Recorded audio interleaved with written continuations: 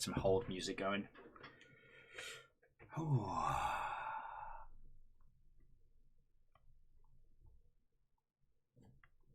I should have thought better about hold music, shouldn't I? I have done goofed!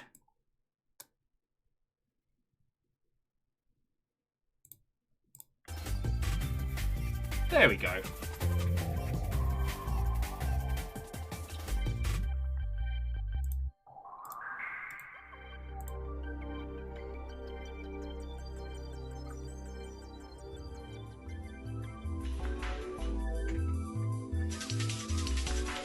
Evening, Dustin. Watto and welcome. And indeed, a first to you. Doing something different tonight. Doing something very different. We're essentially doing like a little, I don't know, like a little chat show tonight. I've got Floydo, I've got DJ, I've got Emmons, and we're gonna try show and yell.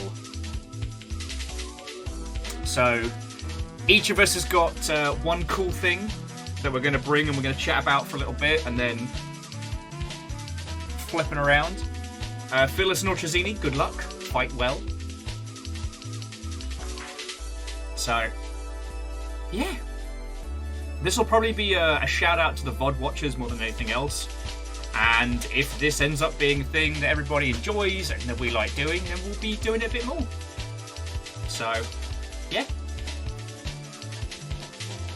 I think we'll have the play frame lot coming in here in a little bit. So, I got a cool new button. Check this out. So that everybody knows when the alerts are paused. But that does mean that anything that happens throughout the recording will end up getting like dropped together. So yeah, caffeine, Watto and welcome. Hello, hello. Coming in, friends coming in. So yeah, in about. Let me unpause that one. Oh, excuse me. In about 10 minutes or so, I will be joined by DJ and Floydo and Dan Emmons, and yeah, we're just gonna chat and share cool stuff. It won't be our usual affair. Think of this like a live studio recording. So, in terms of like bants and questions, any good bangers. We can throw in at the end, but for the most part, it won't be our usual affair. You know, like I said, think of it like a live studio recording.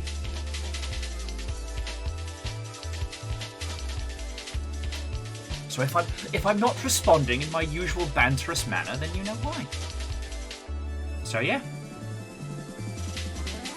And if anyone's like, "Why isn't Will talking to me like he usually does?" Then you know why.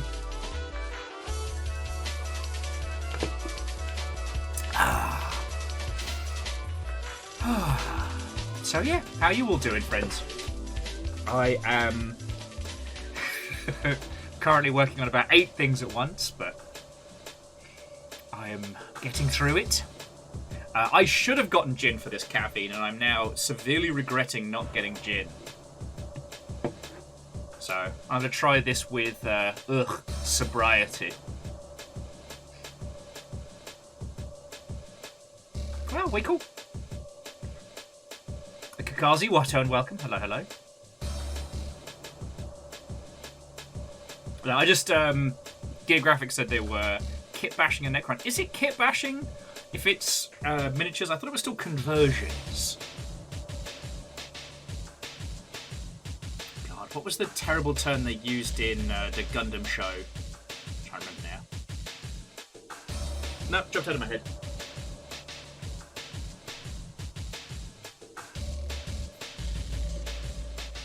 I mean, not that it really matters a hill of beans to us, but we exist outside of their petty morality. But on the subject, though, of model making, my little acquisitions today, I spent, how much was this? I spent $8, and I got some off-brand green stuff, and I don't know if I will use it for this specific build. I don't know when I will use it, but I found this. And, oh my god, the white balance can't even handle it. Alright, to you it looks like a lemony a mediocre lemony paint. This is the most violently bright, like, acid nuclear green I have ever seen, and I had to pick it up because it was very cheap, because it's just water-based airbrush paint.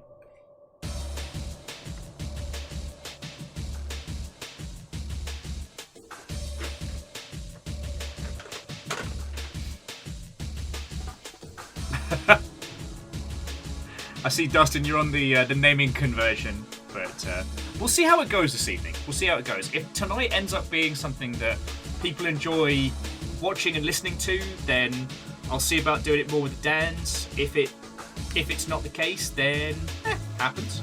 Dice Goddess, Watto and welcome. God, I wish I had gin. Indeed, Kakazi, it is the will of the Dans.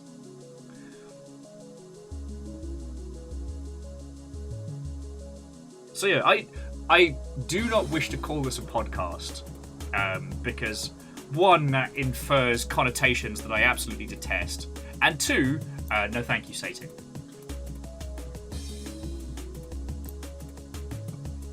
But it is definitely going to be... friends, this is an excuse to hang out with, like, friendos in a way that I don't get to as much as I would like.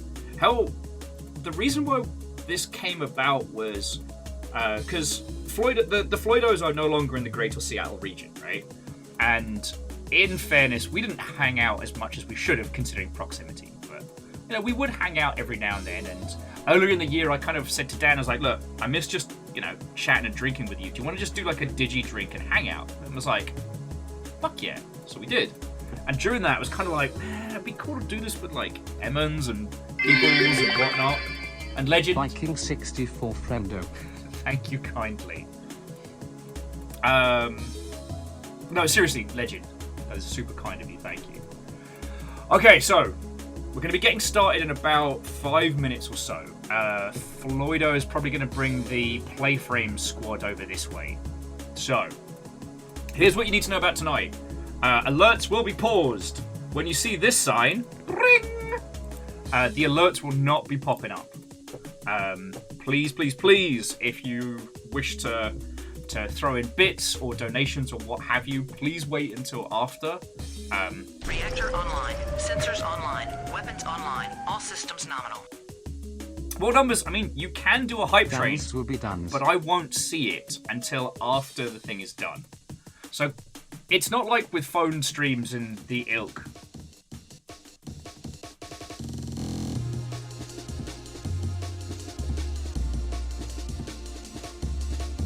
So yeah, sorry, Durry, thank you for the 39 months. That's fucking cool of you.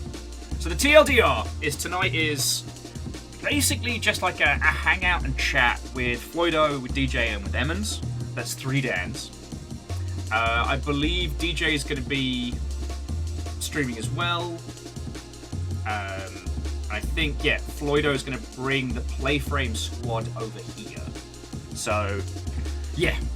I will not be doing my usual bantermancy. Think of this like a live studio taping. So, yeah.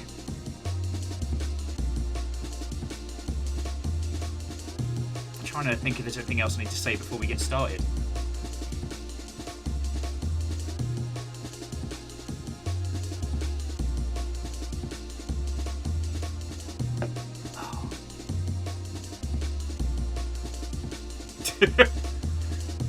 The triple threat: dinners, drive-ins, and Dans. Feckin' yo. And Bright Karma, Watto and welcome. Hello, everyone. Hello, hello.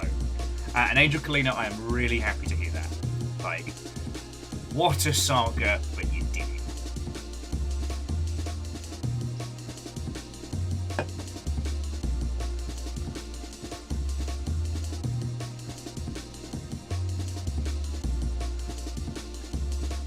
Okay.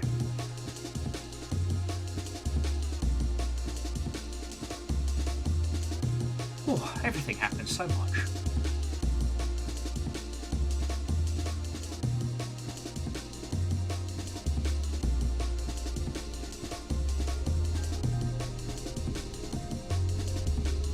And I, you're entirely fine, friend. Just take care of yourself. We're always going to be here.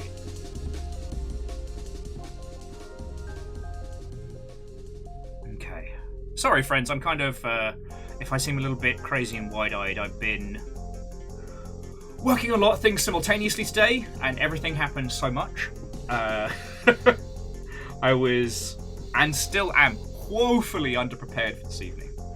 But again, so here's what you need to know about this evening. Once things kick off proper, and you see the recording sign, I will be chatting with Dan. I won't be bantering with your good selves as usual. However, once we get to the end of it, probably around about the hour and a half mark, who knows? Maybe we'll do like a round of best questions or what have you. It is going to be myself, Dan Emmons, Dan Floyd, Dan Jones, and we're going to be talking about cool stuff that we've been doing that we want to share with people. It's probably going to be stuff that you all know about because this is literally all the interesting shit I do with my life. But nobody else knows that, so that's going to be fucking cool. Okay.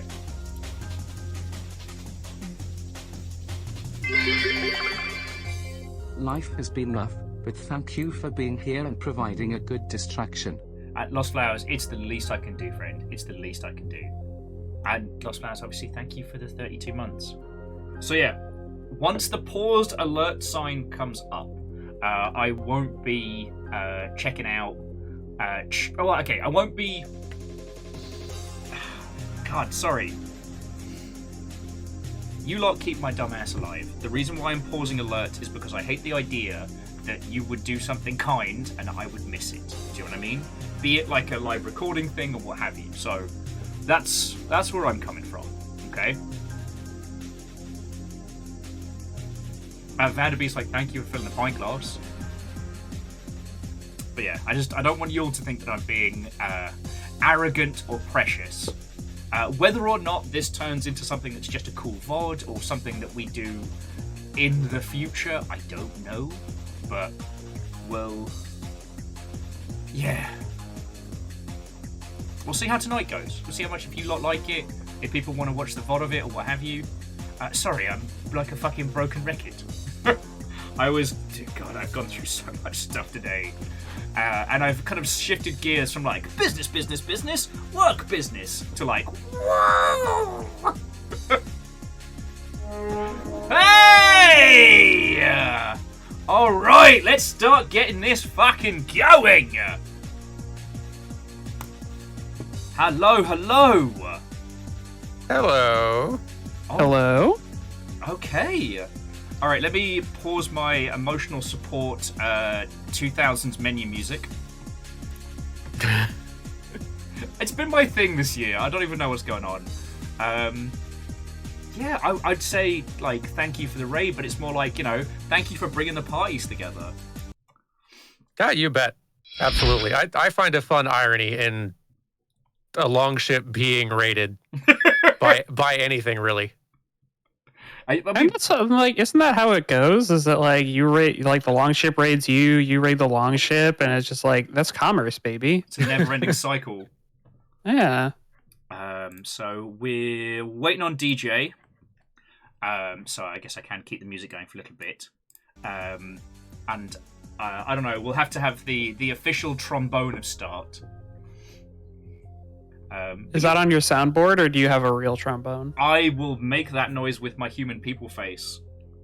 Ooh. I've waited. Give me a countdown so I can mute best of both myself. worlds. Okay. So I can Okay. mute you, yeah.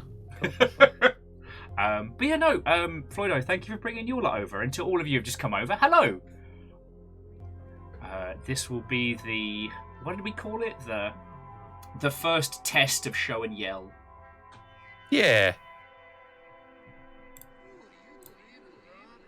You guys all followed me, right? Oh, you know, That's how this raid is supposed to work. they absolutely did. And Good. I'm getting heckled for the term human people face, so it's fine. Okay, good. They're all here. I was going to be really yeah. embarrassed if I conducted a raid and then nobody followed me. Charge! It's got some real Lord of the Rings vibes to that one. Yeah. A few people got lost, but they have made it around as well. Good.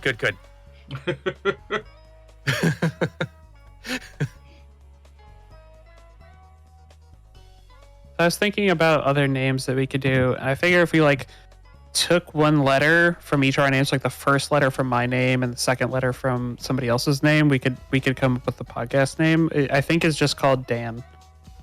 Dan Wu. Well, Dan. it would just be Don? Dads and Nans. Dads Yeah, and there you Nans. go. Yeah. Checks out. Or basically, what's left of my name gets distributed to all of you, and I end up as. Yeah. You're basically a rounding error at that point. Did you hear about the drinkers Okay. stuck in the haunted house? They went searching for booze. And Ehrman, thank you kindly. Yeah, we're just waiting for Hero to the People, Dan Jones, and we can bring this all together. Again, I will be pausing alerts, dear friends, so please don't think that I'm ignoring you or that we're not happy to have you here. Think of it like a live studio audience, and I'm the disappointing warm-up act. Look, I guess this is the pre-show now. I found out recently that, because you're both familiar with Konami's awful E3 press conferences, right? I'm sure that I've seen them. Probably, like, awful is on a real slide, like on a real different scale when it comes to E3 Yeah. press conferences. But is there a particular highlight of Konami press conference awfulness that comes to mind for you, Will? I mean, the luchador slapping 1 million troops, like, there's a few highlights. But the reason I bring this up is we only found out recently that there used to be a stand-up comedian who'd work the crowd at a press conference before they'd go on. Huh. Like, I feel like calling E3 presentations press conferences is a generous use of the English language. In retrospect, yeah. Well, Brightcom was saying they need a light up applause sign. I tell you what, if you all enjoy like watching and or listening to our little nonsense, I'll get a fucking applause sign and we'll put it up there. Hello there. Hey! There we It's Dan go. Jones. Dan, I love your duck. Thank you. This is the first duck we started with. I guess. we Wait, got a little- hold on. I know nothing about Plastic Duck Simulator. Do like the ducks get murdered? Are there like? No, this is the game. Okay. Well, you This said is the it. first duck. Like there will be subsequent ducks. Oh, we'll get more ducks. There's a little duck meter on the top right, and when it fills, you get a new duck. And then it just there's like a pool of like 100, 200 something ducks. There's a lot of ducks. Okay, hold on. Sorry, I've got Jones' stream up. I need to see this extra duck. If you guys want to see some incredible duck action, head up Oh, to new duck dropped. because I'm Dan Jones. Oh, yeah. New duck. There Twitch. you go. Seattle duck, Yeah. incredible. Based on the ducks. Honestly, the best part of Plastic Duck Simulator is the pun names that you can bust out. Yeah. Like, it is something special. Oh, what a duck. What a duck. Well, his There's thing's like- like, Glad. I figured this was good background noise for talking. yeah, DJ's Yeah. the one that got me onto Plastic Duck Sim, and I didn't know what it was going to fucking do to me. I thought we were just joking. What the hell is this game? It's wonderful. This is it. This Dan- is the game. Dan, you work in the game industry, so you've no doubt encountered many a time people sitting in boardrooms talking about like how we need to make our game streamable, right? Yeah, we want to yep, make our game yep, super yep. streamable, and that 100% doesn't every day. that And doesn't also quick. mean much of anything really, especially in the context of those meeting rooms. But this is the one streamable game. This is the one Like game that is literally, actually the meant other for ones are streaming. unstreamable. Yes, this is the one. Someone finally figured out how to make a streamable game, and now it's solved. Okay. It's perfect. Man. It's genuinely perfect. Okay. Cool. It's got hardcore puzzles and mysteries and all sorts. Like, Yeah. Just took us weeks to crack it. multiplayer roguelike elements. Yeah. There is actually We're going multiplayer. for a duck run this time. Yeah, we're gonna Oh, try to get hard the duck run. in. Yeah. Have you thought about going the duck build? Hey! All right. Well, see you guys. That was a fun show. That was a good collab. Good show. Probably just peaked.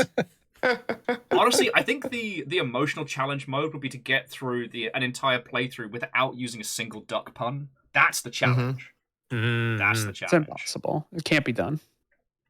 Okay, so alerts have been paused. The crowd is together. We're I think we're ready to begin this. Should I sound the horn of Show and Yell? Oh God! Wait, I thought yes you were. because I want to hear the horn. I thought you were joking. Oh. If I say I'm Alright, gonna make well. a horn noise with my face, I'm gonna do it. That's I true. have a horn. I have a horn for it. You ready? All right. Yep. You knew what was coming. It was still very good. I knew it. I can't beat that. It's so good. I Every love these time. little lads. They're so good. The little lads. I was gonna go for like a brrrr or something dramatic, you know, like a sound the beginning of Show and Yell. I don't have that kind. I don't know what you've promised these people, Will. I don't think I'm bringing that kind of energy. Yeah. Oh no, I've I've promised got. nothing. Don't worry. We all have drops enabled for the Show and Yell drops. Yep. Get your Get your skins in like, your Fortnite. skins, your Fortnite skins. All right. Make sure you got that on, chat. Dan's important. duck is officially the sounding of the beginning of tonight's adventure.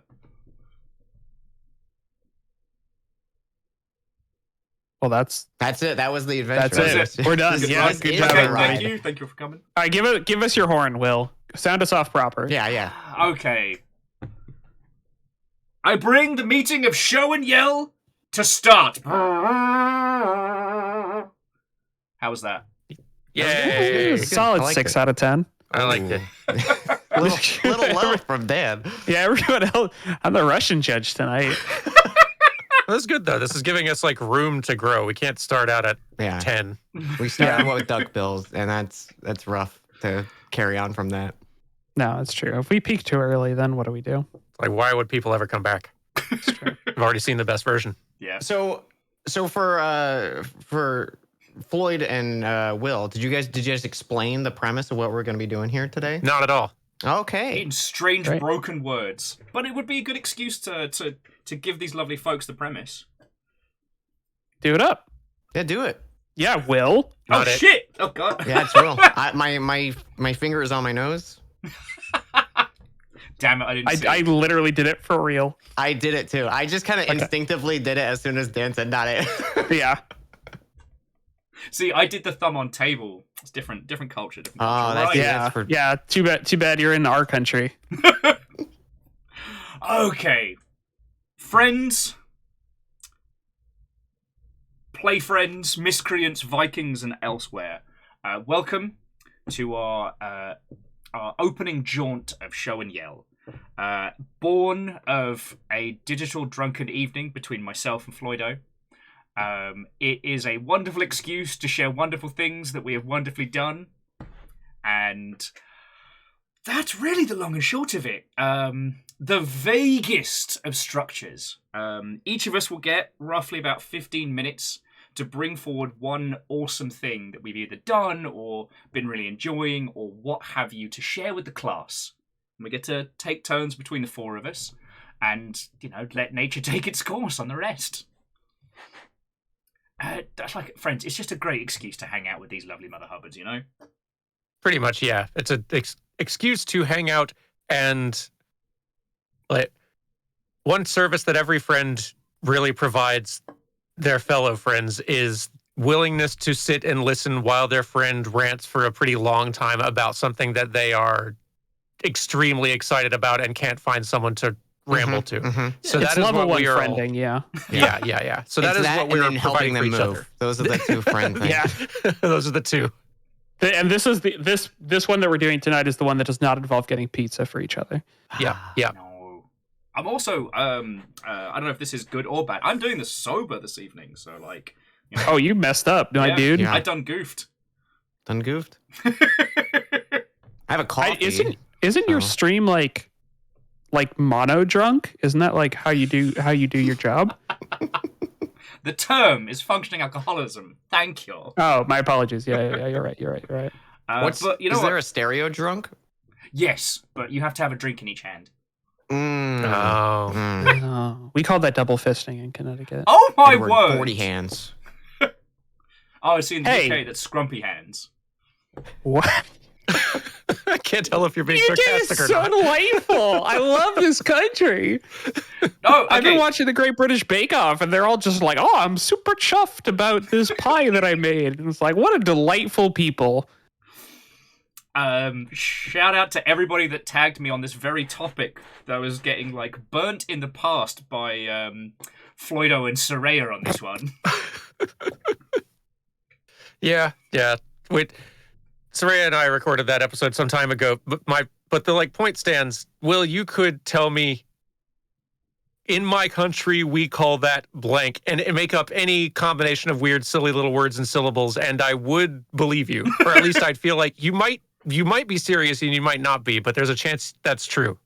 I wish I was making up Scrumpy Hands. It's basically Edward 40 Hands, but instead of buying 2 bottles of, what is it, Mad Dog 4040 or what have you, it's homebrew alcoholic cider from some like grumpy Cornish farmer. The APV is lol, I'm surprised you asked, and the effect is devastating.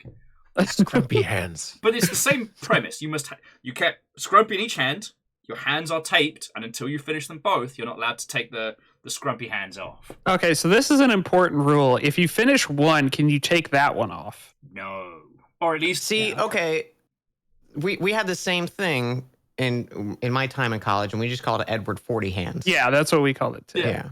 It's the difference is what's in the containers. Okay. Yeah. Real liquor, as in Great Britain, and baby stuff in America. Mm-hmm. Scrumpy's not as brutal as moonshine, but it has that same kind of like, it's just made I by a guy. I should hope not. Like, you buy it from a guy. Moonshine, it's just a little below that, so it's not. Yeah, it's not quite as up there. Close. Welcome to Show and Yell. It's just Will telling people horrifying drinking stories.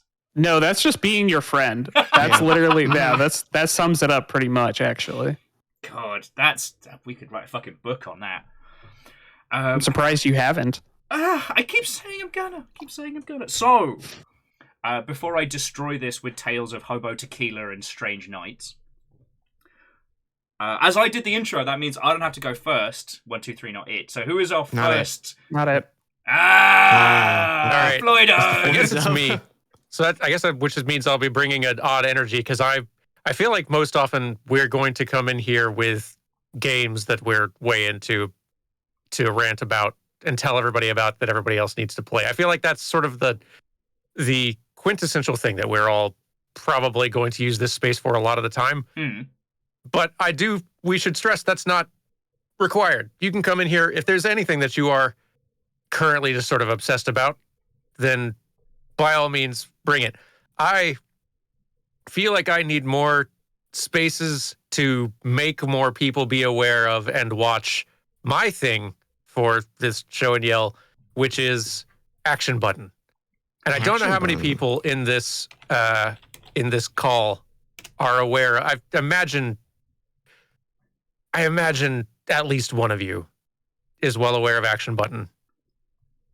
Okay, tell us more, because... All right. How many? All right. Okay. If that does not ring bells, then how many of you know Tim Rogers? The name is familiar. Fantastic. Action Button, I'm pretty sure, is a YouTube channel. Yes, Action Button is a YouTube channel, and it has historically also been a game reviews website. It is also a indie game dev company. All of these are the same entity, basically, started by Tim Rogers. Yes. This thumbnail has a dog on it. I'm sold. I'm so happy. I thought all of you would have some familiarity with this. The fact that I get to introduce you is why we're here today. All right.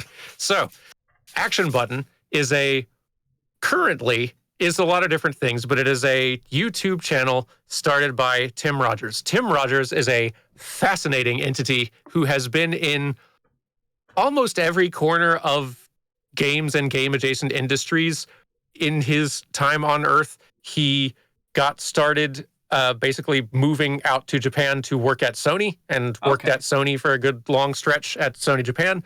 He eventually moved back to the US. He became an indie dev for a while. He made, like, I think his first game was a phone game called Ziggurat, which was actually really good.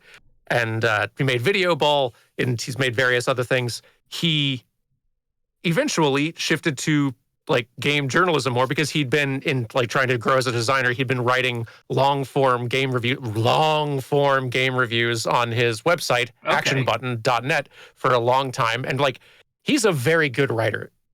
He then shifted into the games journalism world for a while. Like he worked at Kotaku for a while as part of their like video division, and he would be part of their sort of like press team going to E3s and such. And in 2020, he left Kotaku to go and create his own YouTube channel called Action Button to basically go independent. The videos that he made for Kotaku are also really exquisite and good. Like, you know how Polygon's video team has usually been like one of the biggest strengths of that of Polygon. Yeah. He was bringing the heat to Kotaku that like the best Polygon video creators do. He made this whole long series of videos because he's bilingual, basically breaking down, here's what the original translation of Final Fantasy VII was like compared to the English version that we got that was quickly localized. And here's like where those interesting language distinctions happen.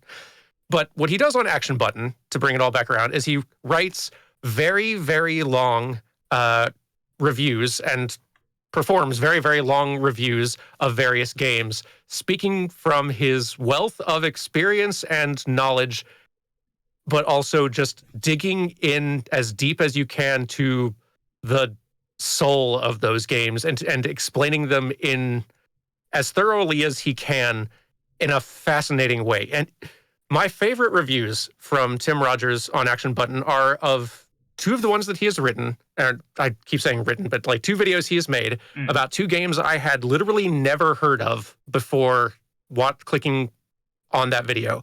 By the end of those videos, which are long, like there's no video on his channel shorter than 3 hours. By the end of that video, I cared so deeply about that game more than many of the games I've played and loved, because he is exquisitely good at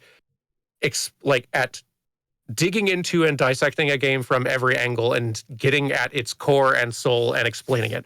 And one of my other favorite things about him is that he is an extremely funny person, but with the weirdest energy I have seen and heard from anyone.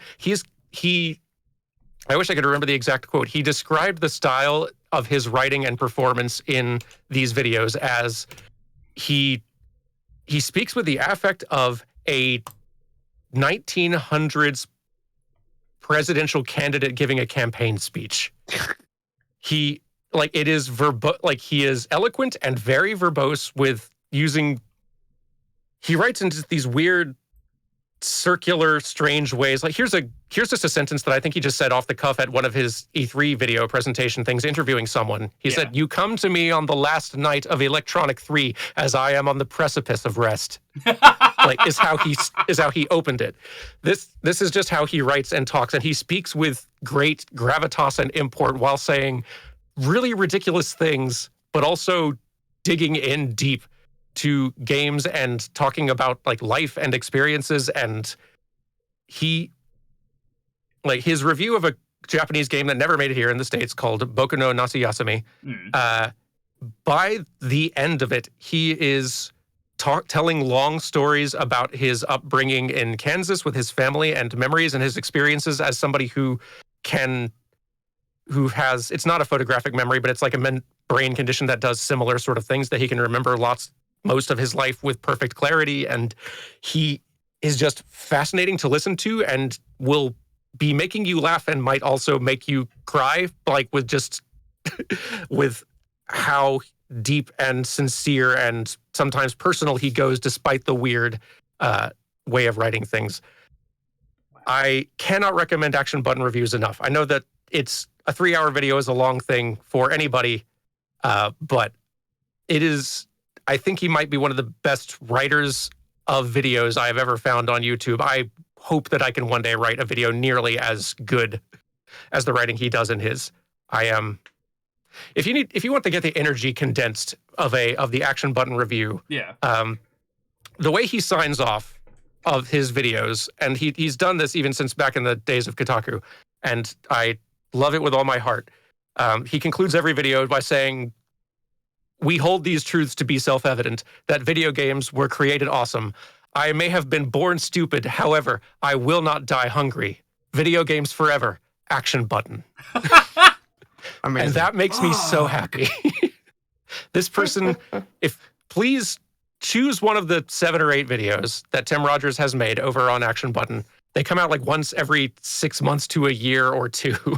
And just of any game you're interested in, maybe one you know, maybe one you don't, and just sit and soak it in for a while, because he is a delight. And each one of those videos is a wonderful journey. God, that's amazing. See, I knew Video Ball, and you know how there's that thing that everybody says, like, in, like, 1 out of every 5 reviews, which is, this game is simple to play and difficult to master. This game is, like, easy to pick up and is infinitely replayable. Video Ball actually is that, and I have always been in awe of it. Like... Agreed, yeah. It's like he's got very strong... That's part of what makes his videos so fascinating, is just how good he is as a writer, how clearly good and knowledgeable he is as a designer, how good he is at picking apart and analyzing and communicating game experiences from his time also as a writer and as a journalist. And he has been in some part of in so many different parts of the game industry, just from the side of working in the indie scene to the Japanese AAA scene. He is full of wonderful stories. Like one of my favorite little tiny small stories that he's told is of being there watching the kind of like big launch day events of Final Fantasy 12 when that was coming out from Sony, and one of the first fans who got his first copy of Final Fantasy 12 there on that day, when like he was kind of brought up to like say something on the microphone just at this big public event that was going on. The person had simply said, "Please remake Final Fantasy 7, thank you," and then gone and then left. And Tim tells a story of his coworker, sort of like middle-aged, pretty cool dude, basically saying, they are someday going to remake Final Fantasy 7, and it is either going to end the world or save it. And that's a pretty cool dude. Yeah, that's a guy who's never said anything uncool in his entire life. Mm-hmm. He only knows how to speak in absolutes and awesomeness. Yes. So that's what I came here to ramble about today, is that all of you need to check out Action Button, any one of those videos, and tune in for 10 to 15 minutes, and then see how you feel. But I have a feeling for a lot of you will stay for longer. No, that's fantastic. Yeah, no, that's awesome. Count me the heck in. Yeah, cute puppy on one of the videos. So if you need help picking one, that should do it for you. It's like finding out that every member of Real Big Fish was the same person. It's like, there's so many of these pieces I was aware of, and then you're like, oh no, this is all the same person. Like, the term upsettingly talented springs to mind. Yeah. There are a lot of very upsettingly talented people. I'm a person who likes finding new creators to follow on YouTube, especially. I watch a great deal of it, and there are a lot of people in the video essay scene who I am floored by their various levels of skill and experience. And my favorite thing is always finding a video essayist or creator who is bringing a very specific life experience and personality to something that means they are making videos that I'm not sure anybody else could specifically make that video about that thing in that way. No one but them could do that. Tim Rogers is definitely one of those people. But I have definitely reached my time, I feel like, in my rant. So I think I need to pass this on to somebody else. No, it's like that's fantastic. I feel we got the good stuff of the show and the solid of the tell, but there's banter to be had. I'm That's sorry, true. I'm still in awe of finding out that this is all the same person. You know.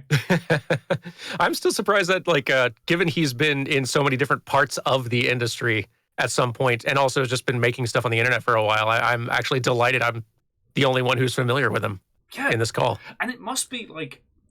Because I brought up the video ball trailer while we were chatting, and I saw him in the crowd playing with other people. And I'm like, you know what? I've probably been in proximity to this guy, and he's just has the unassuming aura of him just meant that, I just didn't notice.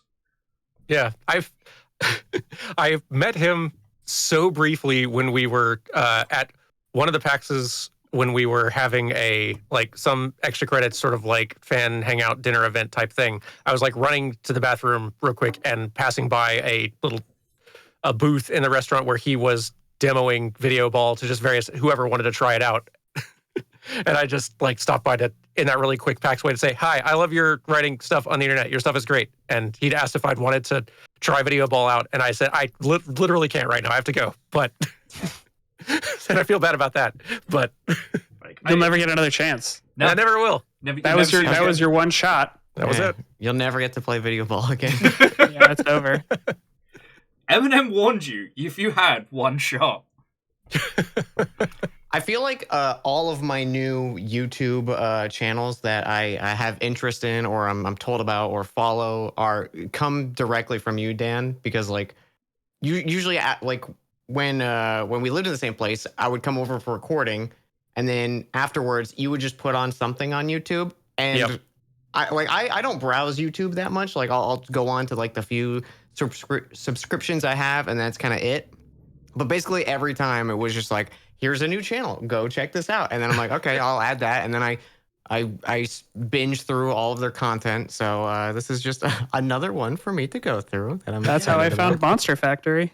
Yep. I feel like a lot of times I find a lot of my favorite stuff from other friends who have found great things. Sometimes though, like eventually that snowball just gets momentum, and as you start finding things, you start like your new favorite video creators, as soon as they find somebody new and get obsessed with it, they have to tell everybody. And then that's how I start finding the people that I don't think I would ever encounter on my own. Like one of my other favorite YouTuber type, I think they would hate being called a YouTuber, but one of my other favorite creators on YouTube, CJ the X, is someone I'll rant about them another show and yell. I would never have found them ever if it hadn't just been for just someone like Feek the Signifier, another great YouTube person, suddenly like finding them and getting obsessed with them and saying, all right, y'all need to check this kid out.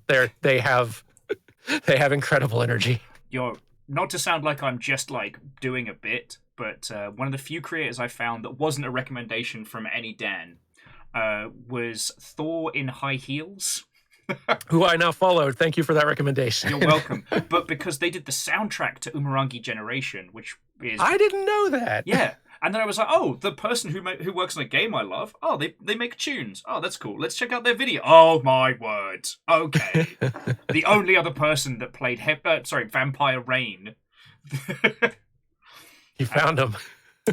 So, Dan Floyd, thank you for showing and yelling. Yes. Absolutely. Who is our next Excellently done. enthusiast? Sounds like Will is. I had to venture a guess. Here. This will be the policy. Whoever goes chooses who's next. Okay. Alright. Yeah. Emmons, you're up.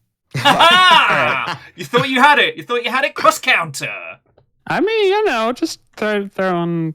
Do I get an X factor? Can I just like blow that cooldown? And all right, You cool. do get 3 lifelines. Okay, cool. Can I ask the audience what I should be excited about Yeah. today? You can. We have filmed in front of a live studio audience. Look, I'm looking at the ducks, and I'm really excited about the ducks. Not all of You them don't have even names, know which I about find the a little ducks. sad. You don't even all right. know. Look, hey, it's my turn to show and yell. Okay, thank you.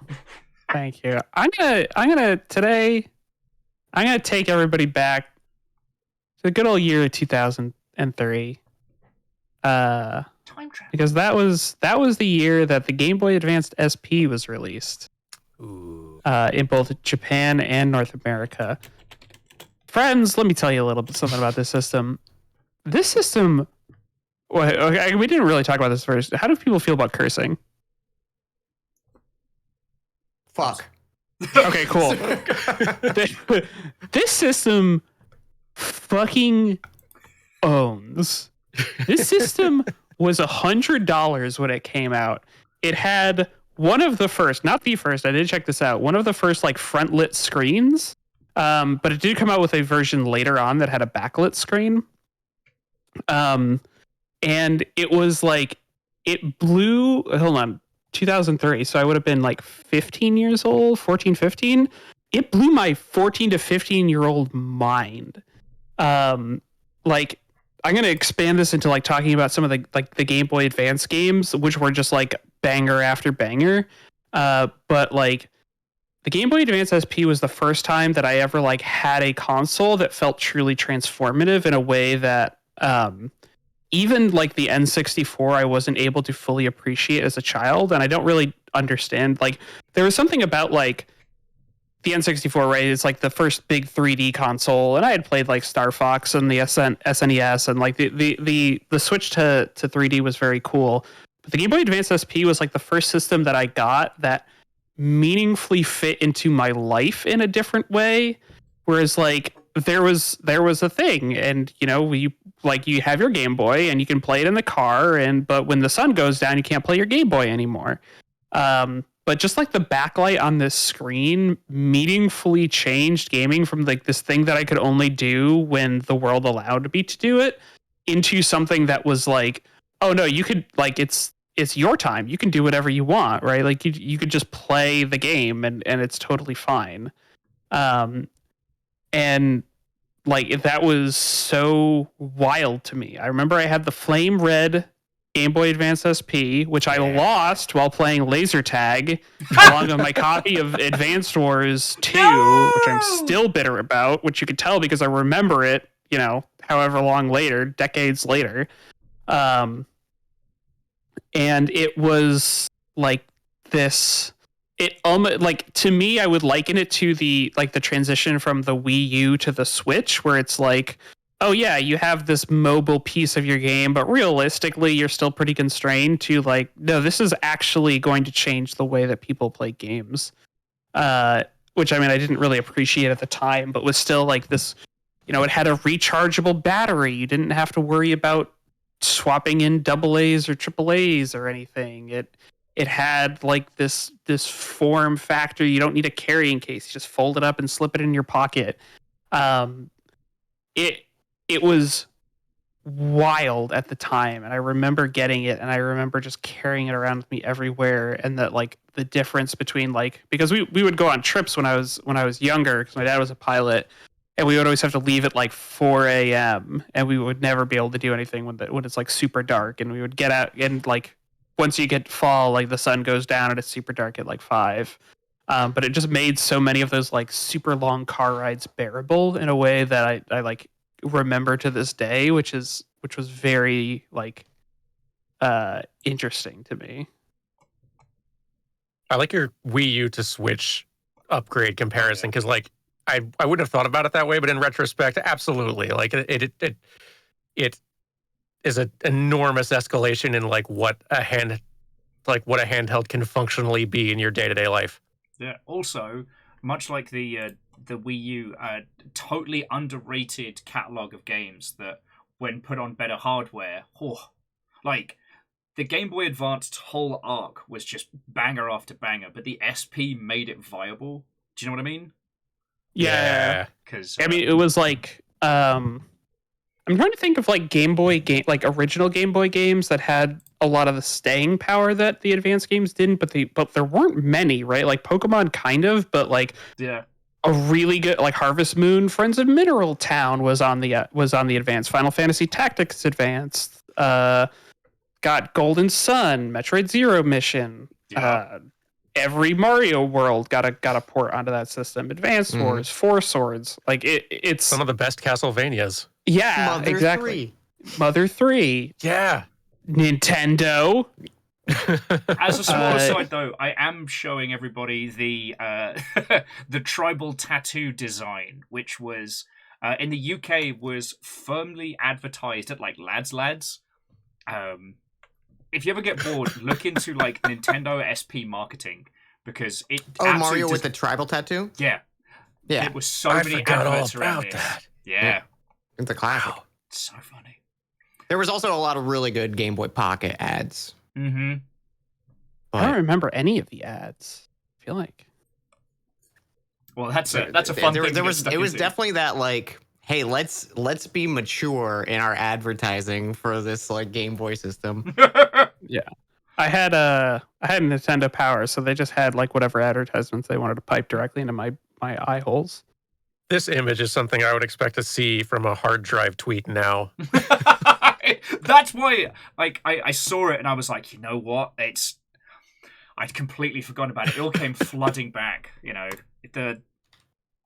But again, like, the SP was so special because it was taken seriously, but with the same games that had been on the Advance, which I really, really respected.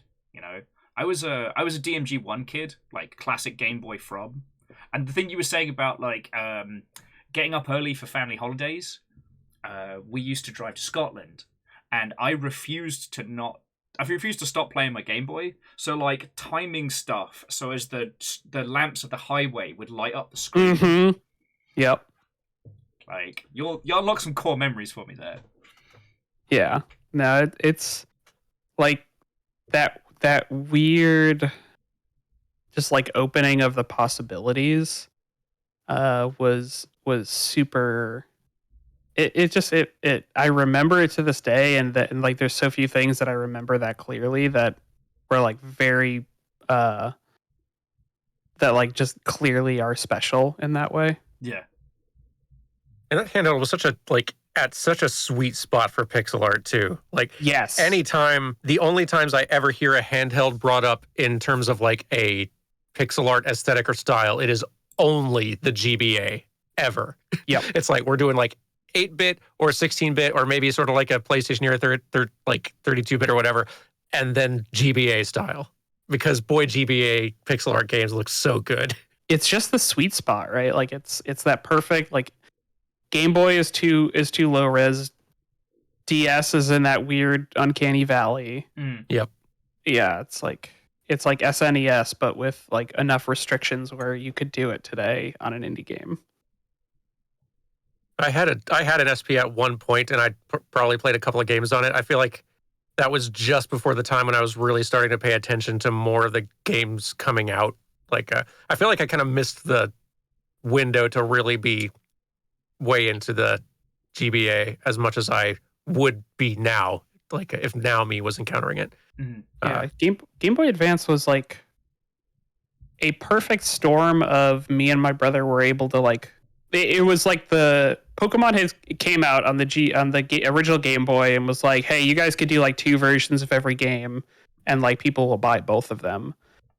So like we had a ton of games like the Mega Man Battle Network series. Yes. We had like our own copies of. Trying to think of like other ones off the top of my head. Obviously, every Pokemon we had was we each got our own copies of, but it was just like that like the linking between the two was fairly easy, and we could do it whenever we wanted, and like it was this like perfect sweet spot of gaming for like having 2 kids that played video games in the house.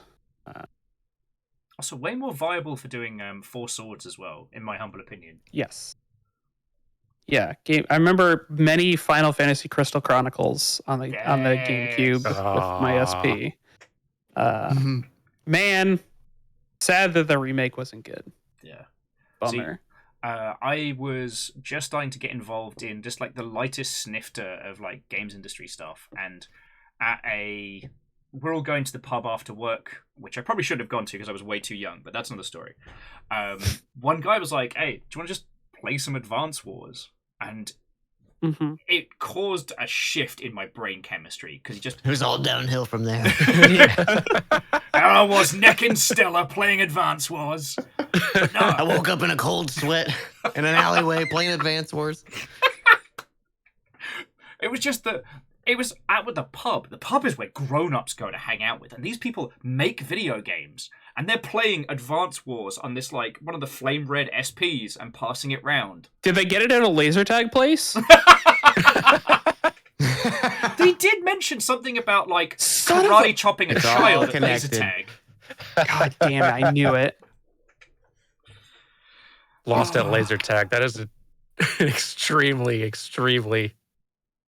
90s to late 2000s, early 2000s experience. I know exactly the place too. God, I'm so upset about it still to this day. As a mid-30s man, just God. Look, I'm still mad that Murray broke my original fucking Game Boy by dropping it down the stairs. Bastard. I thought it was impossible to break a Game Boy. by Imagine going down my the stairs. surprise! And one of these days, I'll have to tell you about Gian, a pirate guitarist who was also a tester. Laser tag stories. It's for another day.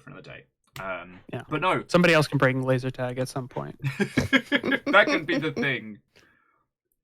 But yes, Emmons, it is your choice who is next up for the showing in the Oh, that's right. Yeah, Will, your turn. So, I've been thinking about this a lot today. Like, a lot today. Because mine is very much video games. I fucking love video games. Shocking, I know.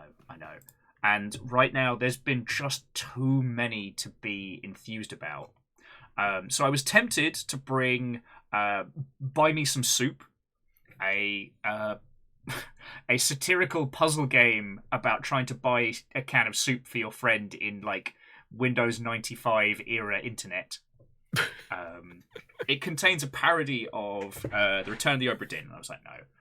Then there's... I'm bringing this up on screen because I have been trying and failing to pronounce this thing for ages. Where is it? It is this like a super indie like I Divine Cybermancy meets like Stalker via Deus Ex title that I've been obsessed with, and I couldn't choose between the two of them, and I realized that the thing that I've just been fecking living right now is Chants of Sennaar, and if you'll indulge me, I'd love to tell you about that. Yeah. Now, I know this isn't as unknown as some of the others I've just thrown about, but Chants of Sennaar might be perfect. And I don't say that lightly. So the premise, if you haven't heard of it, got the trailer on, the premise is simple.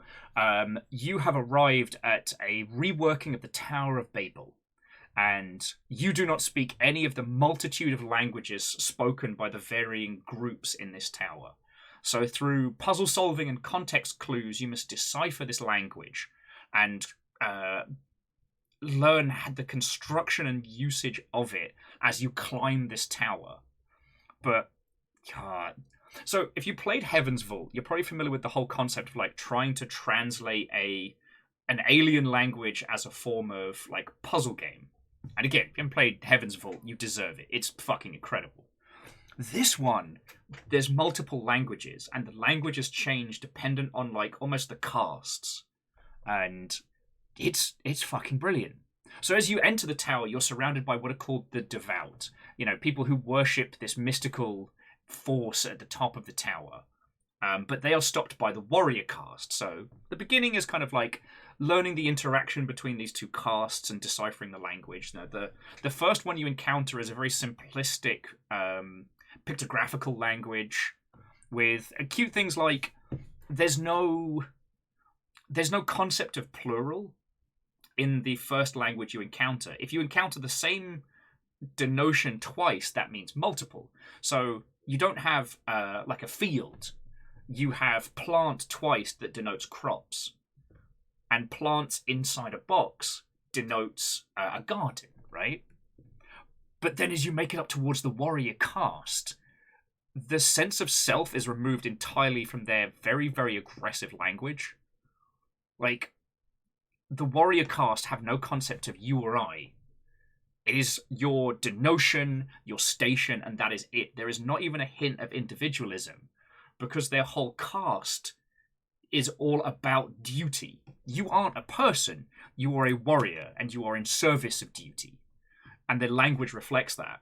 And I'm just in fucking awe of it. This rules. I've been hearing great things, and every additional great thing I hear about it just makes it sound better. Asking for a friend, if you've not played Heaven's Vault or Chants of Sonar yet, do you have a recommendation of which of the two very good language games you would be better to play first? Ooh. If you want to do both.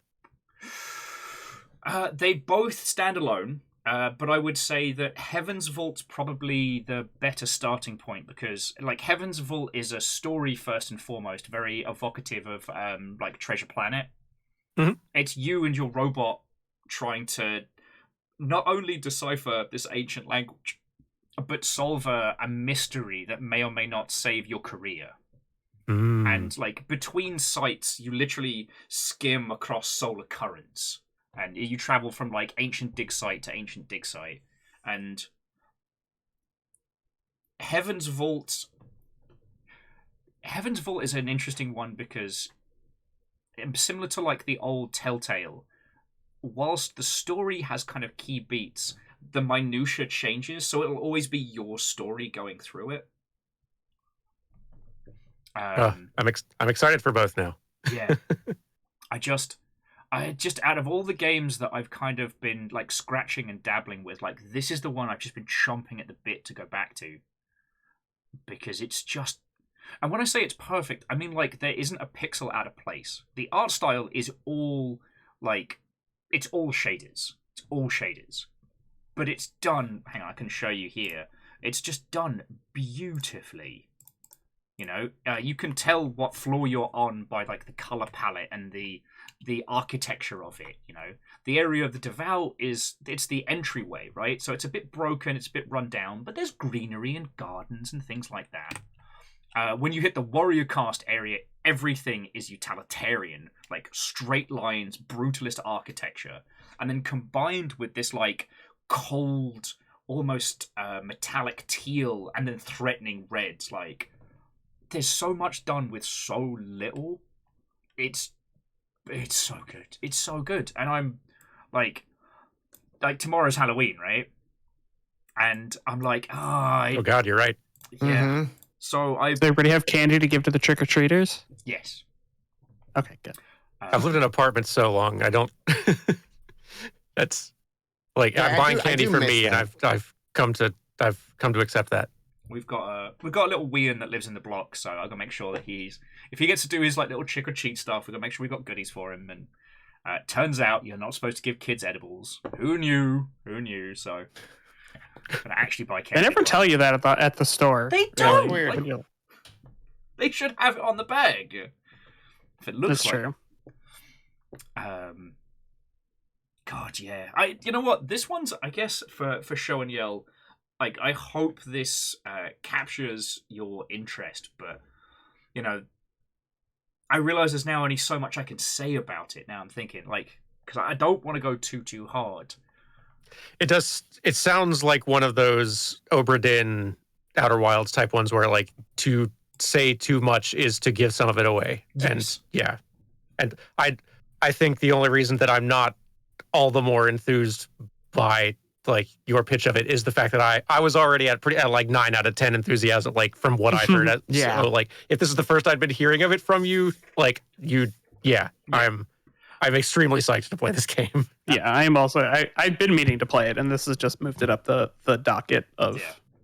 Mm-hmm. Now, I was tempted to show you all Dismantle or talk about Dismantle, but that game consumed 60 hours of my life that I will never get back, and you can't go into that game casually. It will eat you, and it has no qualms in doing so. Not in a fun way.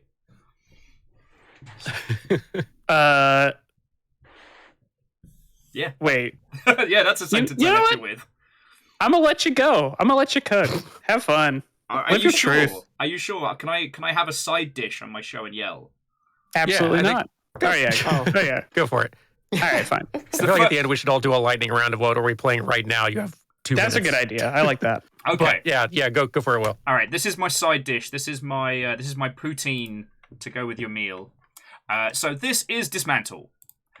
It is a craft and survival game from a top-down perspective where you survive the zombie apocalypse by being in a shelter. So you come out and, oh shit, the world's full of zombies, but don't worry about it.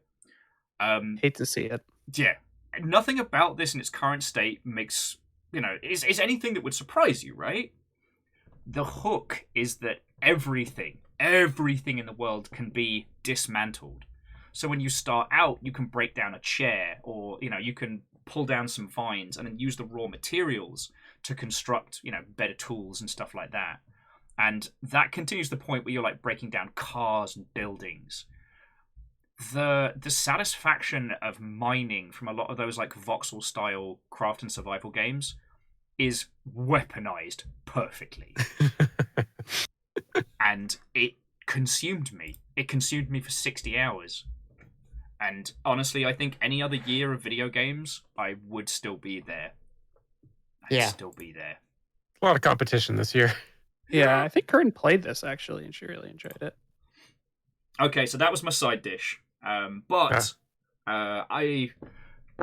master of ducks themselves, the man, the legend, here is the people, Dan Jones. It is your turn to show and or yell. Okay. I want to talk about laser tag. No, I'm just kidding. I found a really cool Game Boy Advance SP there one time. It's what got me into games. It got me into games. It had Advanced Wars, laser love tag, it. funnily enough. Immediately deleted this on it. idiot save file named the Dan. saves were like, they were all missing. You've got a items, save file named incomplete, after low me. How could I not like scores. it? I was like, no, get this garbage out of here. I didn't even delete them. I threw them away and bought new copies. You're dead to me, Jones. You're fucking dead to me.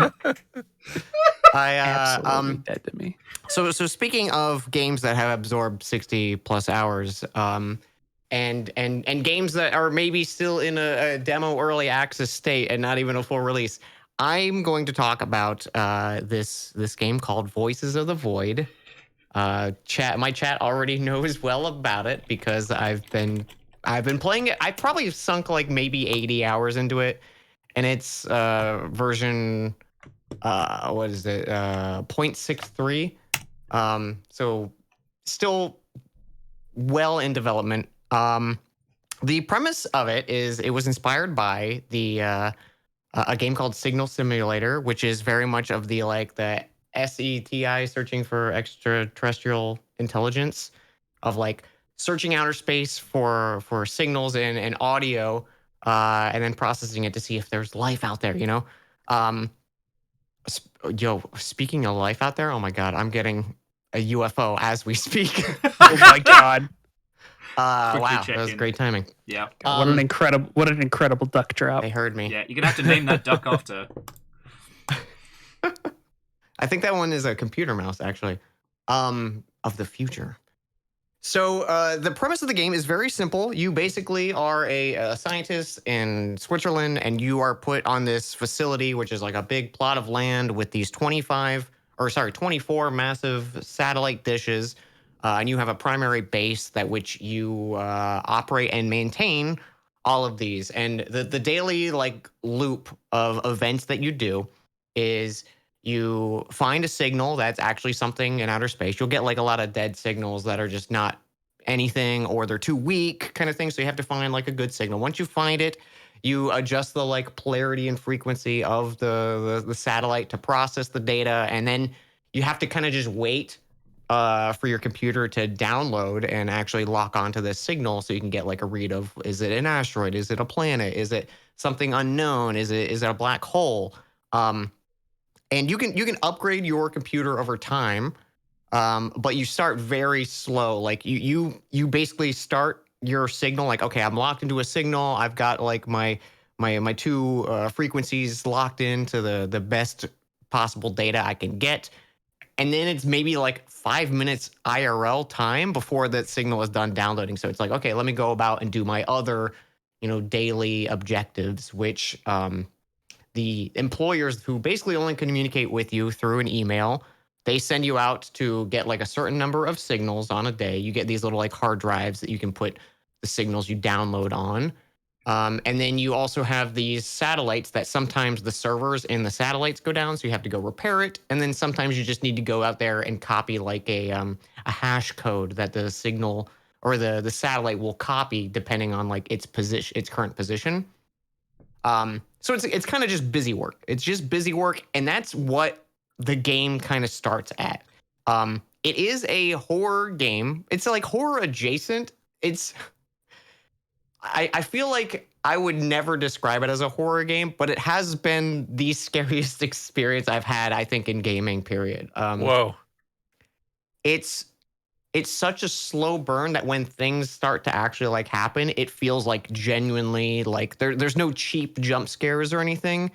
It's just you start to notice stuff. So like maybe a signal will be off, and then you'll process this a few times. You know, like you can run it through filters, so it's like, okay, denoise it and then compress it and then get some cleaner audio, and then you can listen back to it. And usually if it's like a planet or something, it'll just be kind of like a cool sound that you'd expect when you're like listening to sounds of outer space, you know, like very minimal and like the sound of wind or something like that. But sometimes you get something weird, and it's kind of just unnerving. And then there's also events where the map feels like there's a lot of little locations on the map that are just kind of like points of interest. They don't really seem to have like anything to do. Some of them have like items on there that you can like pick up and take back to your base to like decorate. But they don't do anything really on their own. And it's just from you experimenting and trying things and doing things maybe you shouldn't, that like more and more cursed things starts happening. It's like being in an SCP simulator and just being let loose. There's not a lot that can kill you. There are things that can kill you, but it's just okay. So one of the moments that scared me is there's daily events that'll happen, and the game takes place over I think there's up to like day 50 in terms of like scheduled events that happen. And I don't want to get too far into those because that's kind of the meat and potatoes of the scares and the moving plot. Yeah. But like one of them, just out of the blue, I was maybe 20, 25 hours into playing the game. My whole base just like shook and exploded. Like there was a huge explosion nearby outside from just out of the blue in the middle of the night. I was futzing with stuff on the in-game computer and just panic. Like these loud sirens that I had never heard started going off. There's no like, oh, go check your mini map to go find it's just that happens, and then that's the end of it. It's like you can go investigate and maybe find something, but it's just captivating. I don't know how I can sing its praises because it's such a very like niche genre of game and experience, because it's like you have to invest at least 10 hours before you can understand why I like this game so much. That actually makes a lot of sense. Like that sort of event happening of, whoa, a really big, loud like sound and the floor just shook and now there's sirens or something outside. And what on earth was that? Like that can only be shocking and like exciting / frightening after like as a surprise after a very prolonged period of sort of like mundane time and of things being normal. Like it has to be a shock and a surprise, and you have to be fully immersed and invested in the kind of minutia of routine and not much happening. Like for that to actually be scary the way it would be in life. It plays on it so well too, because like there's like 80 plus random events and stuff that can happen. And some of them never happen. Some of them happen on specific days of the week, IRL. Some of them happen, like one of them on the 24th of the month is like a high percentage chance that this one event is going to happen where the sun just kills you. And it's like, what do you mean? Like, you want to run that one by me again, Chief? 60 hours and the sun is suddenly censored and kills you. Like, yeah, like I've died to the sun in Outer Wilds and in Mario 3, and they were very different experiences, and I have no idea what to expect from what the sun kills you in Voices of the Void might be. Yeah.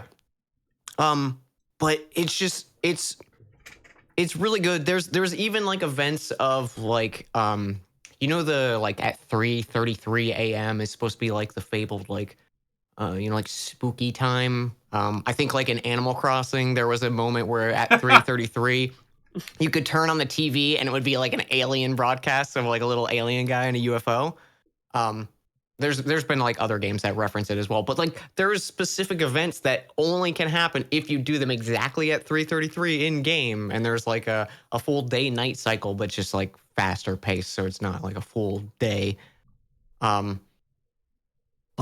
it's just it's so intriguing because I feel like it's like just thinking of like the core reason why I like it is the exploration in it is not so much like finding, like, oh, like here's a new level or anything to go. It's just the core map and there's little stuff hidden around it. But like anytime I do explore, I feel like rewarded by it because it's this new puzzle piece that is maybe nothing, but it could be like something really unique and fun that the dev just put in there. If someone's curious, like if someone messes around with it or does like they microwave a deer skull, something might happen.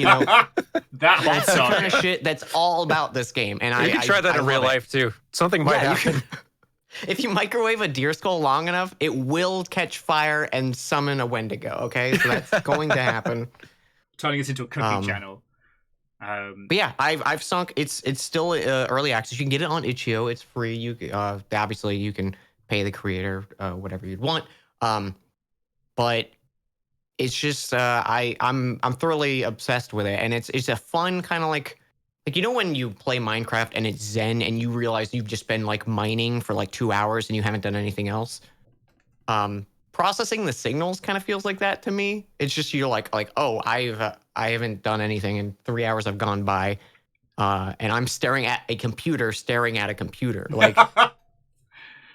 I don't know. It's got its claws in me, and I know it's not for everyone. I feel like Jabba's little mate on this one because I've been watching Dan's streams of this. So if you want to go 3 levels deep, I'm watching you watching that in game.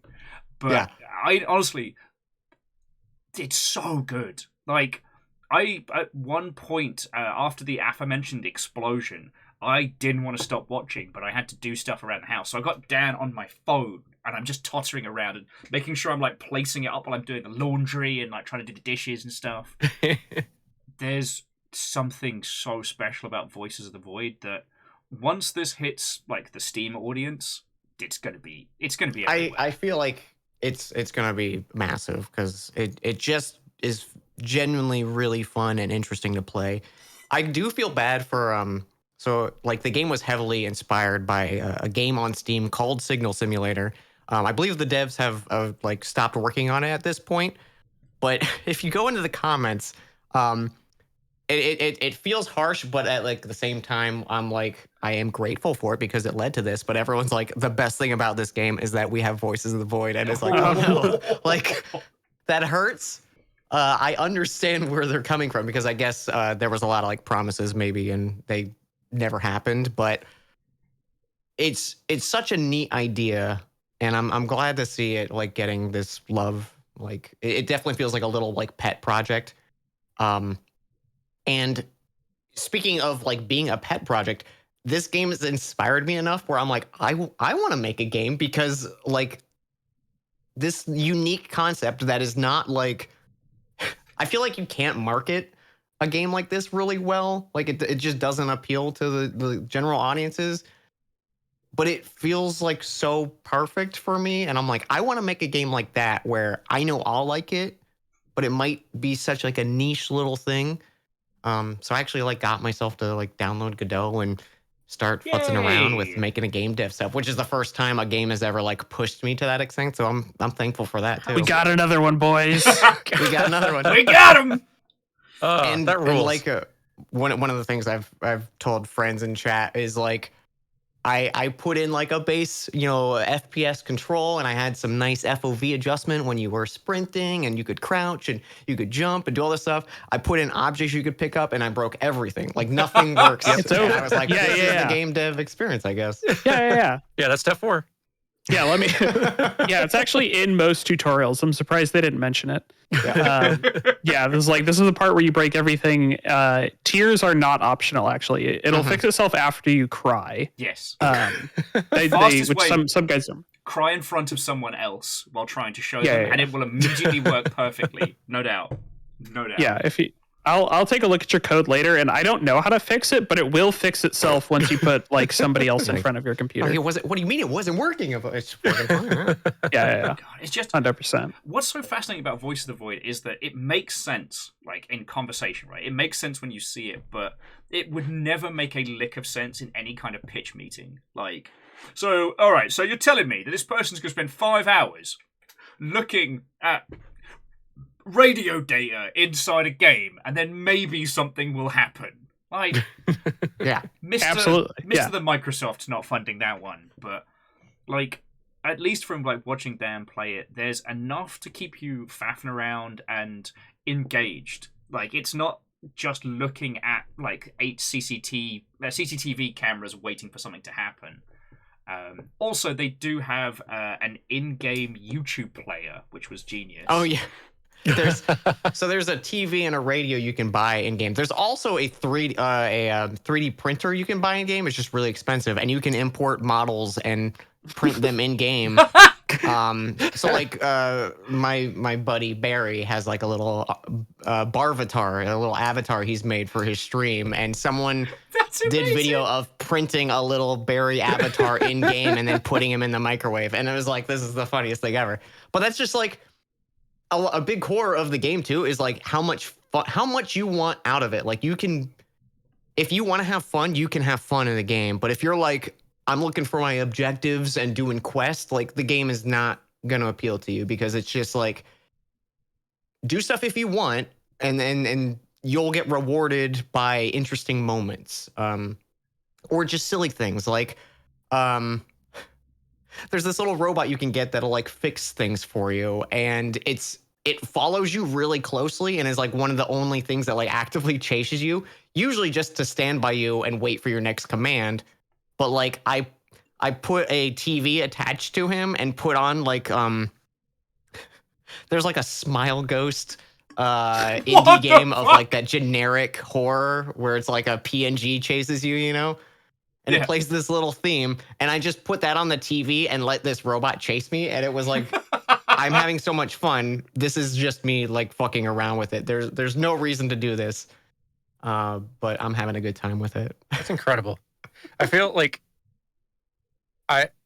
every now and then I encounter a thing that I love the sound of, and I know like that I would enjoy, and I simultaneously lament that like, I don't know if like me at my age and my point in life right now can actually enjoy this. Like I don't think like whether it's a lack of time or like just knowing that like my brain is going to be too distracted by some other thing to like get as invested in it, but knowing that like a previous version of me would have obsessed with this and think that this thing rules, and just makes me happy the thing exists. Yeah. One of the things that I've been thinking more and more about, especially this year, is that like the popular games are becoming more and more systemic, which I mean is like something that like always has like was always going to happen once Minecraft became a thing, right? Like the Minecraft generation's growing up, and the games they want to play are like open-ended, and where you can build shit and do whatever you want, and not like The Last of Us, which are like really good, but just, you know, not the core experiences anymore. So you get Baldur's Gate, where it's just like, yeah, you can do whatever the fuck you want in this game. Tears of the Kingdom, and like games like this, I feel like are indicative of like the indie space of like, you know, we're not going to give you a huge sandbox to play in, but we are going to give you a sandbox, and like the way that sandbox reflects your actions is the kind of thing that is becoming more and more popular in today's games. I think it's just super fucking cool. It's just like, yeah, you know, it's people are using just wide open, let yourself express yourself kind of things. Yeah. And that's one of those things I love in any like survival crafting game, is like, let me, you know, make my base, and then I want to decorate it with like dumb little things I find as I'm, you know, going to explore. And I think that's like a big thing that appealed to me in Minecraft and other surviving world is like you get to make your own story from what the game presents you with, and like yes, you could go look at your base and be like, oh, there's a bunch of cool objects, and that's it. But it's like, oh, I know where I got all these, and I remember these experiences. Yeah. And that feels good to me. I still, every couple of years, I still go back and I do one run through of Minecraft survival mode. Like, no mods, no nothing, just like me and my little square fist.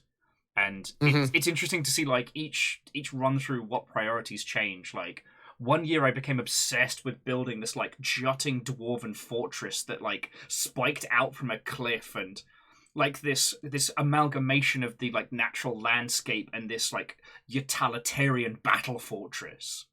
Good times. But yeah, that's what I brought to my show and yell. Yay! I like Very it. good. It's a good round of stuff. That was a lot of good stuff. Yeah. So to recap, we had the Game Boy SP.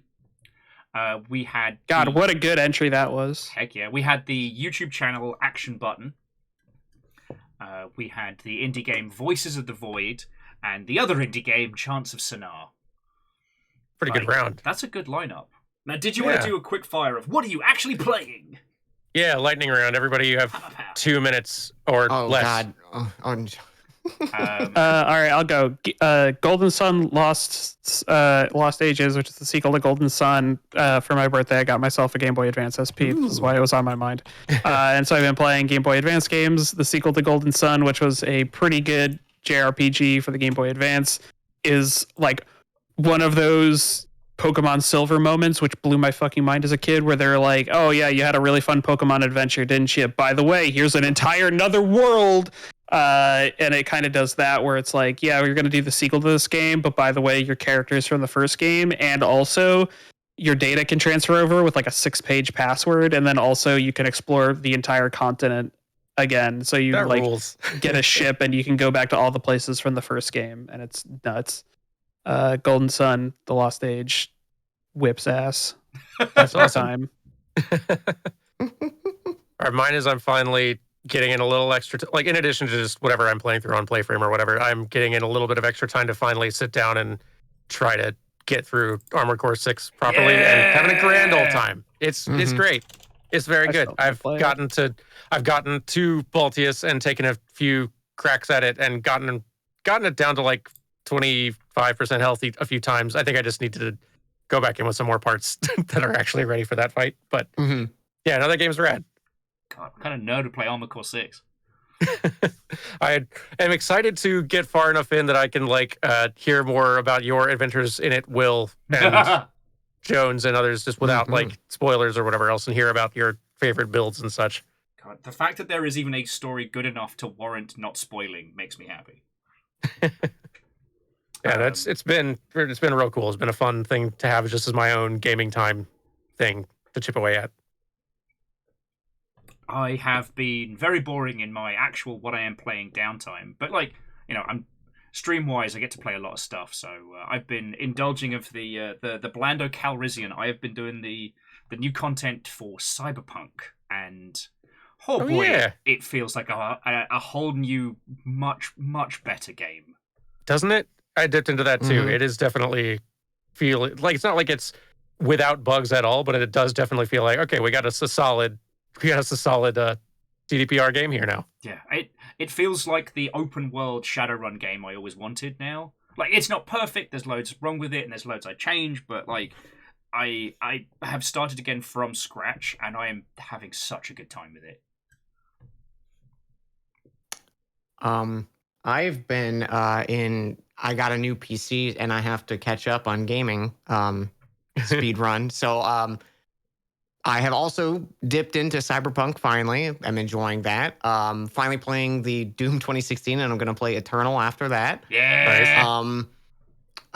Finished Armored Core recently. Loved it. Started Baldur's Gate. That's going to be a long playthrough. But one of the ones that has hit me the most is Grounded. The Obsidian. I still want to play that. Yeah. Crafting survival. It's incredible. It's It's so good. There's a few moments in there where I'm like not thrilled about some of like the decisions because they do the like Metroidvania thing of like, oh, here's this area where here's an area where gas. Okay, so you need gas protection. The way to get the gas protection is to go into the gas. Like it's that kind of thing. Yeah.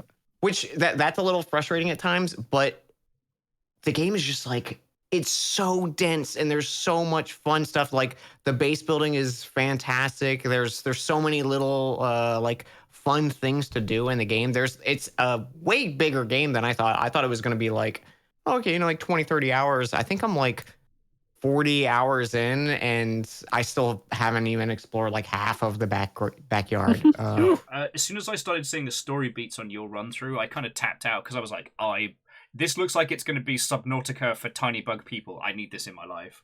It's it's a really like the story is interesting on its own, but just like finding the new areas of each, like it's like, okay, here's a new chunk of the backyard and there's new threats and new like encounters to overcome, and it's just a really fun, like if you in any way, shape, or form liked Honey, I Shrunk the Kids, it's like made for you. It's got a lot of like 90s aesthetic to it, which is so good. If we get a chance, and it's just like really clever things of like, oh, here's this giant can of insecticide that's leaking and this whole area is toxic now. So like it's fun little ways they implemented like small scale stuff, but being like large threats and like an overturned grill. And it's like, okay, you have to get fire protection to get close to it. Like that kind of stuff is so, it's just fun how they got different, like, oh, I need elemental resistances in this tiny game. Like it's really, really smart and really fun. And for Armored Core 6, have you gotten the true ending, or have you done one run? I did the first ending, and chat was saying I need to do like New Game Plus Plus. I might come back and do New Game Plus Plus some point, but I was pretty satisfied with my ending. Oh no, it's good, but unfortunately, it's a little bit near. Oh yeah. And as soon as it hit because I'm halfway through first New Game Plus, and as soon as the near type shit hit, I was like, beans, I'm gonna have to play this through 3 times. That's interesting. Yeah, I just did one playthrough for now. I'll come back through it. Yeah, it's exciting to hear too. Like for just me in my life, I really appreciate how friendly that game is to super short sessions. Like I got time for a quick mission and an arena run, and then I'd still have a very good time. Oh yeah, it was nice too of being like, oh, it was like a 20-30 game and I'm done. Like it's I appreciate that so much now. Right? God, and after Sekiro, it's so much kinder. It's like, hey, you struggling with this boss? Just change your loadout. Don't worry about it. Let's see what you're working with. That you head to the salon, you get yourself all jazzed up. All right, now take on the boss. Now have a go at it. The fact that you can buy and sell parts for the same price is like such a good decision, because it's like you're not punished in any way for changing your build, because you can just go have fun. And that's, I was a little afraid going into it that wasn't going to be the case, because I was like, I'm not going to want to change my build because then I'm going to be wasting my money, but it's totally free. Yeah, I've managed to keep almost all of the different mech parts as I've been going through it, because it's built with your time in mind, and I always love a game that considers your time. So we have definitely gone well past our innings. Now, if we were pretending to be a podcast, this would be the point where we tell you about our sponsor. However, we don't have one, so I was going to make one up. I was going to make one up. I'd like to thank our sponsor for this pilot inaugural episode. That would be Slugcat Deliveries. For when you absolutely positively need meat delivered to your house, regardless of the condition, threat level, or state of civilization, contact these Slugcats from Meat Delivery. They fucking got you. Sorry, are you saying slow cat or slug cat? Slug cat. Look at these little Mother Hubbards. Sorry, I was watching the ducks. Lads. Yeah, the ducks are pretty fucking great. I can't beat the ducks. I mean, if anyone There are else definitely no slow slug cats left in that world anymore. No. I mean, if you'll have a better fake sponsor, we can throw some in. We'll try that again next time. We'll just keep doing fake sponsors until eventually it works out. Eventually, we'll I'd stumble like into to- $1 million idea. Someone else will steal, and then they can give us money. Yeah, perfect. That's the idea. I'd like to give my my sponsor a quick shout out. It's inaudible.com. It's just pure silence. And you can purchase how long you want pure silence. No money backs, no refunds. Use code fuck you today. Thank you.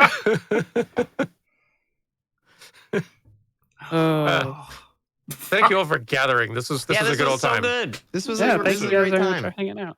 Yeah. This was a I'll have lovely. to get obsessed with something for next episode, you know? Yeah. Beans. I have to try another one. Ah, shoot. Am I the only Basically- one who's like, I've got too many obsessions I want to tell you about. I wanted to tell you as soon as you mentioned Grounded, I'm like, I want to tell you about the wall from Solar Opposites. I want to tell you about some of the weird fucking games I keep finding that haunt me and no one else will let me talk about.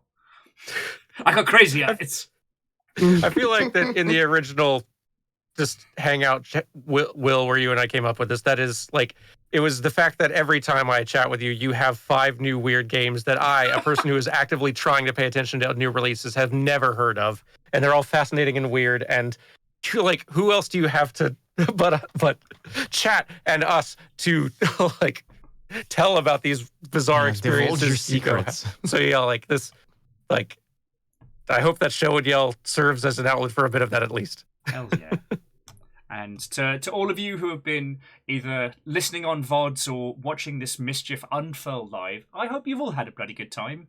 Please let us know via whatever mediums how we did and what you thought, so that I can be more organised next time.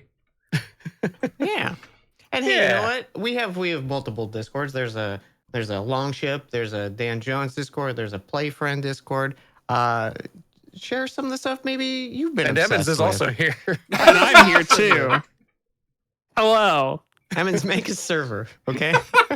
It's just me. Just you. No, 'cause You're I not. quit. No one else is allowed in. It Aw. exists, but you're just. Nobody else is allowed in. Ooh. It's the mystical. Everyone's made this joke, but I'm going to make it again. It's the mystical only Dans. It's been talked Oh. about for thousands of years. It's only been talked about by you.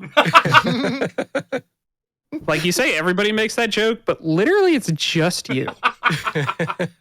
Repeatedly. I'm not sorry. I'm not I sorry. know. And I don't know why I keep trying to shame you because it never works. I had my shame removed when I was a kid. I got to eat ice Yeah, cream it's for like a true. week. It was great. Yeah, you got that surgery. It's really just.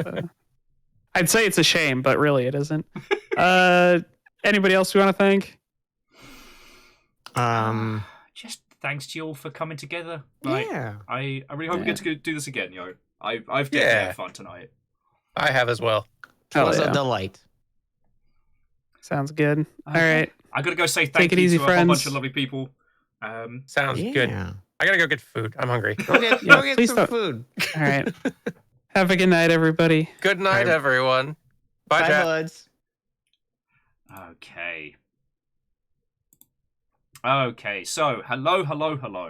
Right, I'll unpause the alerts now. Let's get some ambient 2000s menu music going. And that was the first inaugural Show and Yell. I'll have to come up with a cool name. So, unpausing alerts. There we go. Hey! And so, Thariot, Darkhole, and Terrapin, thank you for the follows. I hope you all had a bloody lovely time with that one. Amelia's, you were entirely welcome. Like, honestly, it was Floydo's idea to change it into a thing that we could all, like, do together with y'all. And I think that went rather bloody well. Isade, I'm glad you had a good time. It was... Okay, the hardest part of that was not screaming about how good Voices of the Void was. That was my challenge.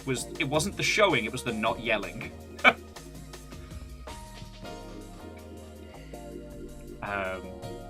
But yeah, so I'm glad you all had a good time. So I'm gonna hover here for a couple of minutes just so I can like say thank yous for the alert stuff as it's coming through. Hey!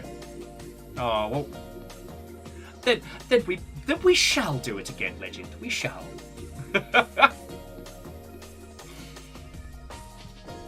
So Aqua Hibiscus, I am going to put the VOD up afterwards. Currently, whether or not this ends up being like a proper podcast, I think will just be limited to like if we can find a person to do us a cut or like how we can put it together. The alerts are unpaused. Will do calls for bets. It's not what I said, but very thank you. But honestly, it's just a really nice reason to bring everyone together, you know? Although I do wish I'd gotten gin. I do wish I'd gotten gin for that. That's my only regret from this evening.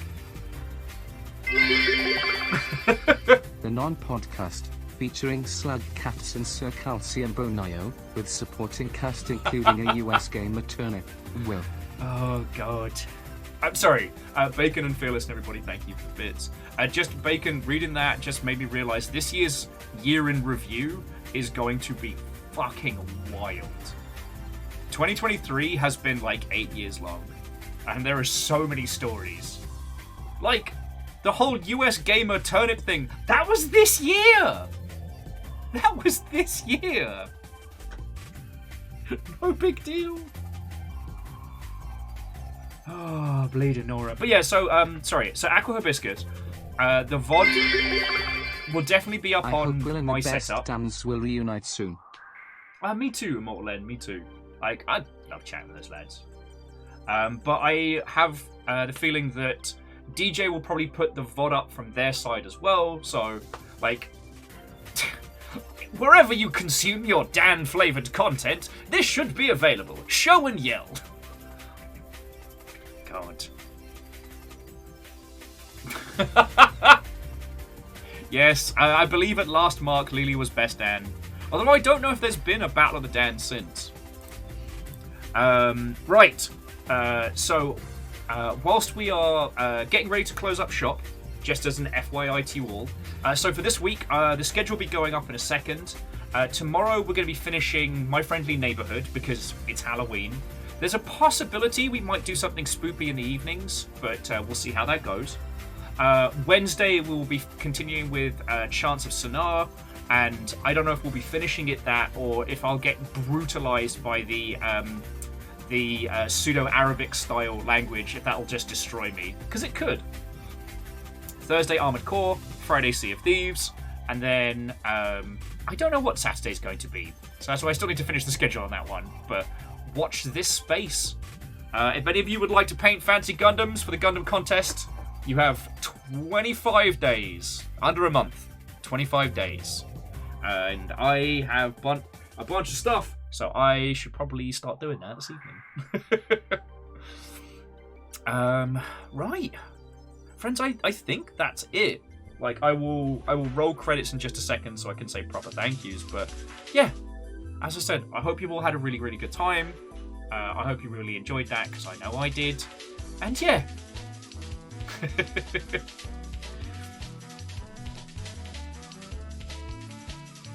Yeah, sorry, I don't have a clever closing moment. So yeah, let me just say my quick thank yous, because yeah, you get me tomorrow when I've actually, had my brain together. As always, my dumbass is supported by all of you lot. So everything that you do, everything you chuck in, and all the time you spend hanging out here is how I get to keep doing this. So 1 million thank you. Alright?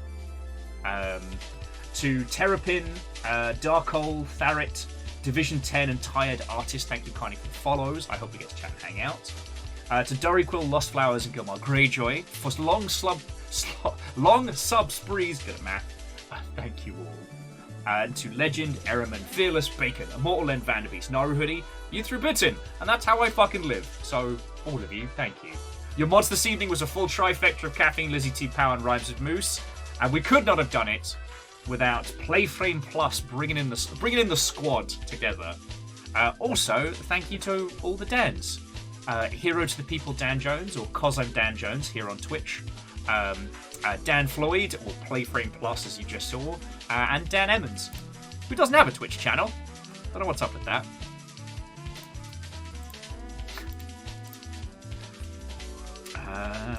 Right. So I tell you what, friends. Whilst our adventure has come to a close, my good friend Nika Harper is currently hosting like a little spooky tunes night. So I'm going to pass you on over to them. All right. Hey! Humble store purchase made for $35.37. Whatever that was. Fucking thank you. Yeah. No, seriously, whoever that was, thank you. Some top tier faffermancy. Right. So yeah, Nika's doing spooky tunes for spooky times. So let me pass you on over to them. Nika was a community manager back on League of Legends 1,000 years ago. And they definitely have tales aplenty. Oh, right. I make it gin o'clock, don't you? Yeah.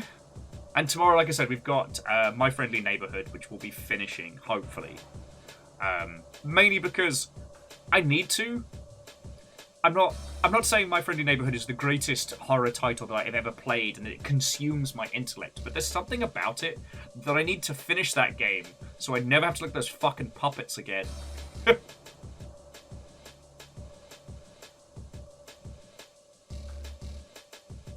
Legend says, do I start Dismantle tonight? Legend, no! If you do, I am not responsible for your actions, okay? If you're still there, come the early morning, still like hacking away at things with your crowbar, I'm sorry I warned you. Alright. Loved you all. I hope you had a good time. I'm going to pass you over to Nika. So, whatever you do, yeah, have a lovely evening. To be continued. I think I said that 3 times. I'm still terrible at ending streams.